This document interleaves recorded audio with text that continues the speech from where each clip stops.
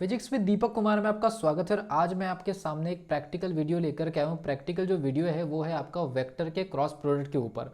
IIT JEE और NEET के paper में कुछ क्वेश्चंस ऐसे होते हैं जो बिल्कुल प्रैक्टिकल अप्रोच पर डिपेंड करते हैं। जो स्टूडेंट 720 में 720 या फिर आपका आईआईटी जेईई में 360 में 360 मार्क्स गेन करते हैं, उन स्टूडेंट्स के लिए सबसे अच्छी बात ये होती है कि वो स्टूडेंट जो होते हैं थोड़ा सा प्रैक्टिकल अप्रोच के साथ में चलते हैं।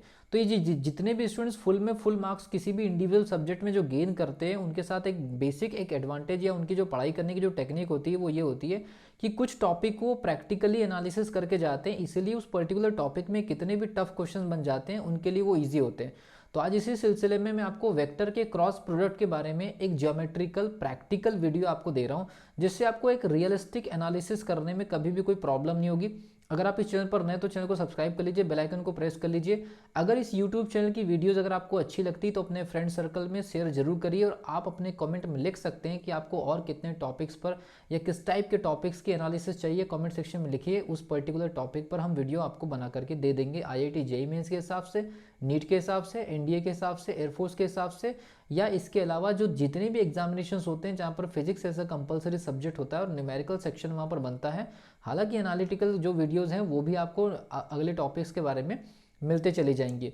तो आज हम लोग टॉपिक के बारे में बात कर रहे हैं कि वेक्टर्स जो है क्रॉस प्रोडक्ट, सदिशों का जो सदिश गुणा होता है या वेक्टर का जो क्रॉस प्रोडक्ट होता है, उसका जो रिजल्ट आता है वो भी अपने आप में एक वेक्टर ही होता है। मतलब हम दो सदिशों का अगर क्रॉस मल्टीप्लाई कर दें तो जो जो रिजल्ट हमको जो मिलेगा जैसे फॉर एग्जांपल यहाँ पर लिखा है vector a cross vector b is equal to vector c. जो रिजल्ट मिला है इसका ज्योमेट्रिकल रिप्रेजेंटेशन मैंने आपको एक बोर्ड पर ड्रॉ करके बताया था, लेकिन प्रैक्टिकली कई स्टूडेंट का कहना था कि सर प्रैक्टिकली हमको समझ में नहीं आया। तो आज इस पर्टिकुलर टॉपिक को मैं एकदम प्रैक्टिकली समझाने की कोशिश करूं कि होगा क्या, और उसका पूरे उसके जितने भी कॉन्सिक्वेंसेस होंगे आपको इजीली समझ में आ जाएंगे। देखिए सबसे पहली चीज़, मेरे हाथ में ये 3 पेन है, 3 पेन आपको दिखाई दे रहेंगे। ये मार्कर है, इस मार्कर को मैं थोड़ा अभी लिखने के लिए अलग रख दे रहा हूँ, ठीक है। इसकी ज़रूरत हालांकि आज की वीडियो में नहीं पड़ने वाली है। देखिए सबसे पहली चीज़, ये मान लीजिए हमारे पास में वेक्टर ए है, ये हमारे पास में वेक्टर ए है, आपको दिखाई दे रहा होगा, और ये हमारे पास में वेक्टर बी है। तो ये दोनों के दोनों जो वेक्टर है, वेक्टर ए और वेक्टर बी का मल्टीप्लिकेशन हो रहा है। याद रखिए वेक्टर ए और वेक्टर बी जिनका मल्टीप्लिकेशन हो रहा है ये कोप्लानर होना चाहिए। कोप्लानर का मतलब है ये एक ही समतल में होना चाहिए, और इन दोनों के बीच में जो मल्टीप्लिकेशन हो रहा है वो क्रॉस प्रोडक्ट है। ये जरूरी नहीं है कि वेक्टर ए और वेक्टर बी के बीच में जो क्रॉस प्रोडक्ट हो रहा है तो उनके बीच में 90 डिग्री बने ही, ये कंपलसरी नहीं है। उनके बीच में कोई भी एंगल हो सकता है, ठीक है। लेकिन याद रखिए कि वेक्टर ए और वेक्टर बी एक ही प्लेन में होंगे, एक ही समतल में होंगे, और जब इन दोनों का मल्टीप्लिकेशन होगा तो वो जो रिजल्ट आएगा वेक्टर सी, वो उन दोनों के ऊपर परपेंडिकुलर होगा। ये है हमारे पास में वेक्टर सी, और ये जो वेक्टर सी है इन दोनों पर परपेंडिकुलर है। आपको हो सकता है आपको दिखाई दे, तो ये याद रखिए। और इसके कॉन्सिक्वेंसेस देखते हैं वेक्टर ए और वेक्टर बी में। इसका देखिए ये जो रिजल्ट आ रहा है ये बाहर की तरफ आ रहा है, ये बाहर की तरफ, ये जो रिजल्ट बाहर की तरफ आ रहा है ये वेक्टर ए पर भी परपेंडिकुलर है और वेक्टर बी पर भी परपेंडिकुलर है। अब अगर मान लीजिए कि ये वाला जो प्लेन है, आपको ये वाला एक प्लेन दिख रहा होगा, यहाँ पर एक प्लेन दिख रहा होगा, तो इस पर्टिकुलर प्लेन का अगर मल्टीप्लाई हो जाए, मतलब वेक्टर ए और वेक्टर सी का अगर मल्टीप्लाई हो जाए तो आपको वेक्टर बी दिखाई देगा।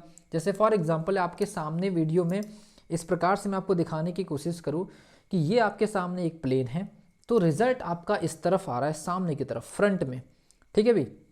इस तरह से आपके सामने एक रिजल्ट आ रहा है कि इन दोनों का, ये दोनों के दोनों एक प्लेन में है। याद रखिए ये दोनों जो है आपके पास में, ये दोनों एक प्लेन में है, तो ये वाला जो रिजल्ट है ये रिजल्ट इस पर भी परपेंडिकुलर होगा, इस पर भी परपेंडिकुलर होगा। अगर मान लीजिए इनका और इनका दोनों का मल्टीप्लाई हो जाए, ये दोनों एक प्लेन में होंगे, तो ये रिजल्ट इस पर भी परपेंडिकुलर होगा, ये रिजल्ट इस पर भी परपेंडिकुलर होगा।